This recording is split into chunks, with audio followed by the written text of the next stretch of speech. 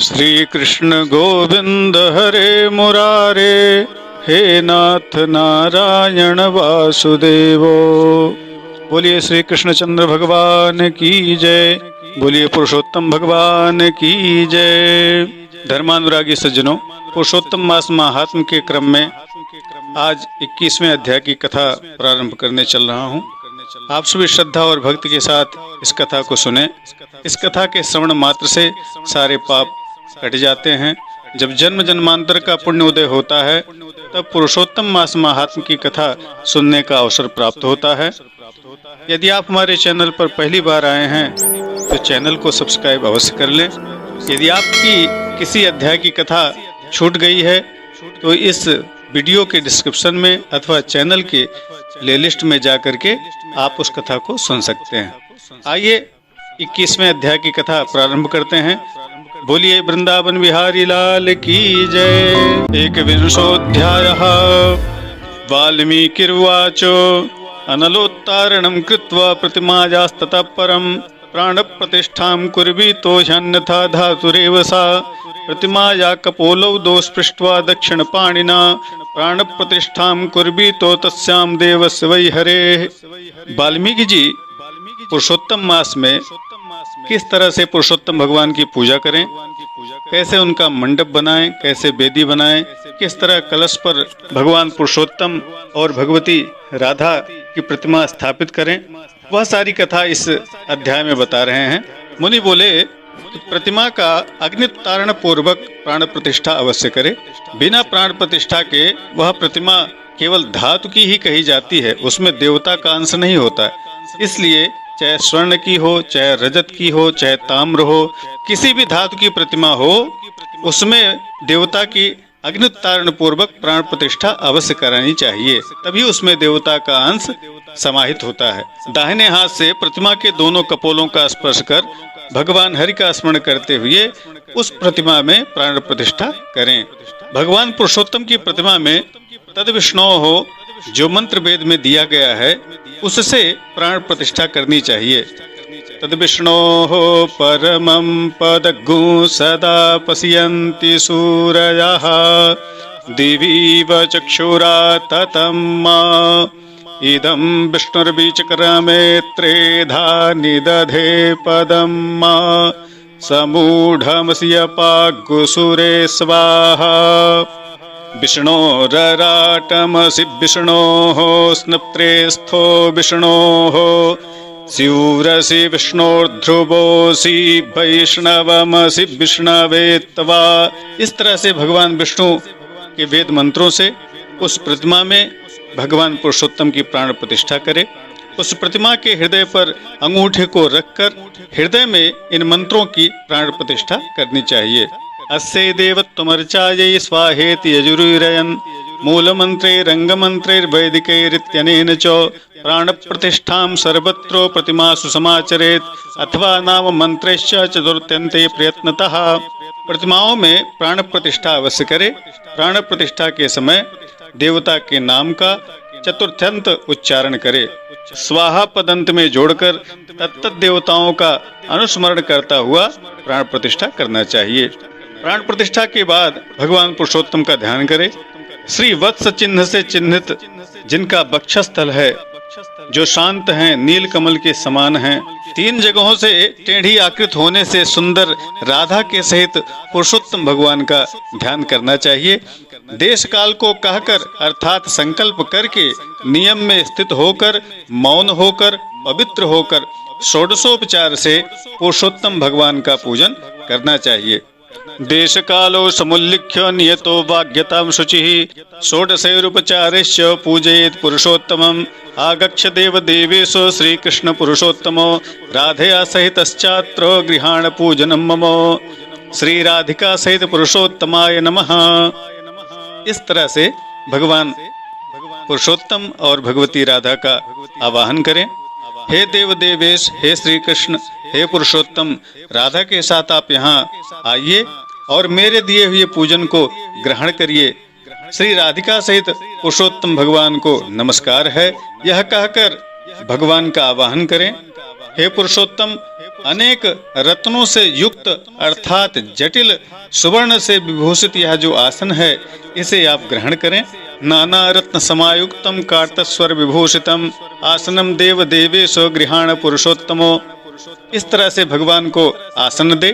गंगादि समस्त तीर्थों से प्रार्थना पूर्वक लाया हुआ सुख स्पर्श जो जल है, उससे भगवान के पैरों को धोए। गंगादि सर्व तीर्थेभ्यो मया प्रार्थनया हृतम तोयमेतत् सुख स्पर्शम पाद्यार्थम प्रतिगृह्यताम। इस तरह से भगवान को पाद्य अर्पण करें। उसके बाद गंध अक्षत पुष्प के सहित भगवान को अर्घ्य प्रदान करें। फिर आचमनी समर्पण करें। फिर राधा सहित भगवान पुरुषोत्तम का सर्वांग स्नान करावें। स्नान के बाद भी आचमन जल समर्पण करें। भगवान को पंचामृत का पृथक पृथक स्नान करा सके तो और अच्छी बात है। गाय का दूध हो, गाय का दही हो, गाय का घी हो, शहद हो, शक्कर हो, इन पांचों से अलग अलग पुरुषोत्तम भगवान का स्नान करावें। फिर मिलित पंचामृत से भी भगवान को स्नान करके शुद्ध जल से स्नान के उपरांत उन्हें शुभ्र वस्त्र से पोंछकर आसन पर बैठावे। उसके बाद उन्हें वस्त्र उपवस्त्र यज्ञोपवीत समर्पण करें। तदुपरांत सुंदर केसर से युक्त मलयागिरी चंदन को उनके मस्तक पर लगावें। भगवान को तुलसी अर्पण करें। बढ़िया पुष्प जो उस मौसम में प्राप्त हो उसे भगवान को अर्पण करें। माला पहनाएं, तुलसी की माला पहनाएं। फिर भगवती राधिका सहित पुरुषोत्तम भगवान को नाना प्रकार के औषधियों को अर्पण करें। उसके बाद उनका अंग पूजन करें।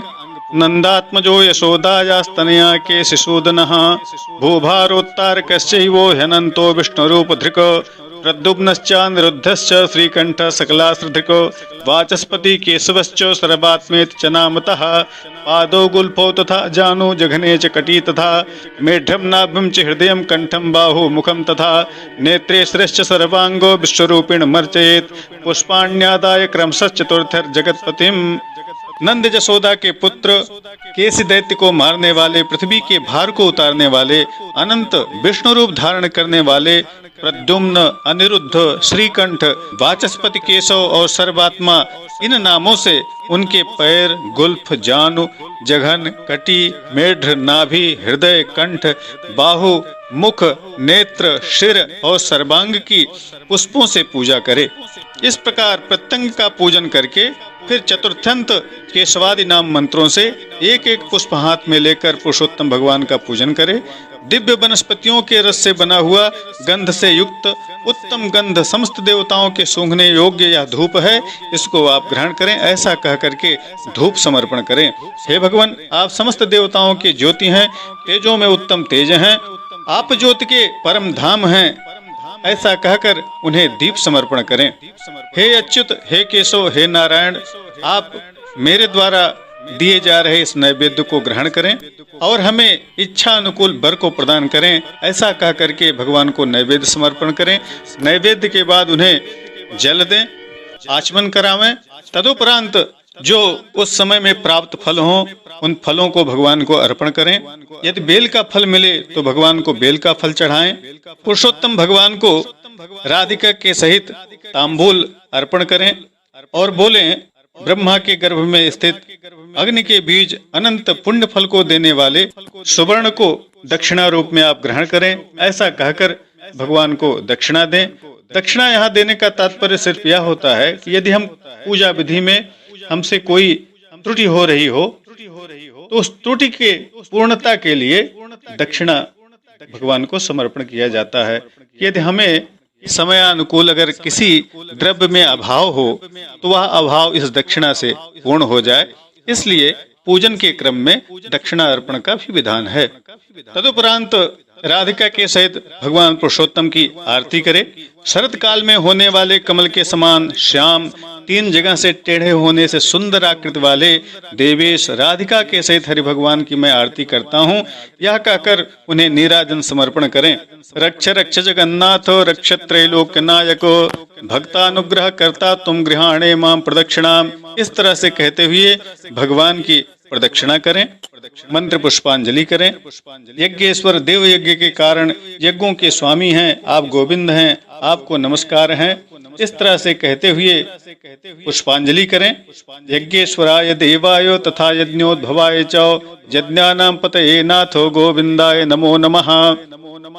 तदुपरांत मंत्र पुष्पांजलि दें। विश्वेश्वराय विश्वाय तथा विश्वोद्भवाय च विश्वस्य पतये तुभ्यं गोविंदाय नमो नमः। इस तरह से विश्वेश्वर विश्व को उत्पन्न करने वाले विश्व के स्वामी हे नाथ हे गोविंद आपको नमस्कार है, यह कहकर भगवान को पुष्पांजलि समर्पण करें। मंत्रहीनेति मंत्रेण क्षमाप्य पुरुषोत्तमं स्वाहांतरेर्नाम मंत्रेश्च तिलोहोमो दिने दिने दीपः कार्यस्त्वखण्डश्च यावन्मासञ्च सर्पिषा पुरुषोत्तमस्य प्रीत्यर्थं सर्वार्थफलसिद्धये यस्य स्मृत्येति मंत्रेण नमस्कृत्य जनार्दनम यस्य स्मृत्येति मंत्रेण नमस्कृत्य जनार्दनम। प्रतिदिन तिल का हवन करें। पुरुषोत्तम मास पर्यंत घृत का अखंड दीप जलावें, जिससे समस्त फल की सिद्धि मिलती है। यस्य स्मृत्या च नामोक्त्या तपोयज्ञ क्रियादिषु न्यूनम संपूर्णतां जाति सद्यो वंदे तमच्युतम। और अंत में इस मंत्र के द्वारा भगवान को नमस्कार करें।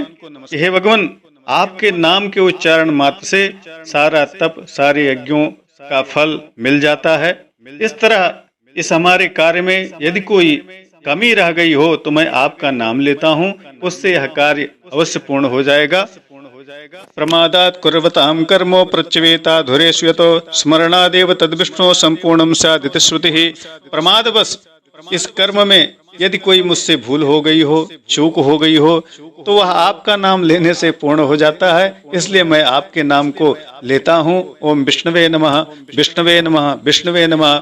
इस तरह से भगवान का 3 बार नाम लें, जिससे इस पूजन के क्रम में यदि कोई त्रुटि हुई हो तो भगवान जनार्दन का नाम लेने से वह त्रुटि भी पूर्ण हो जाए।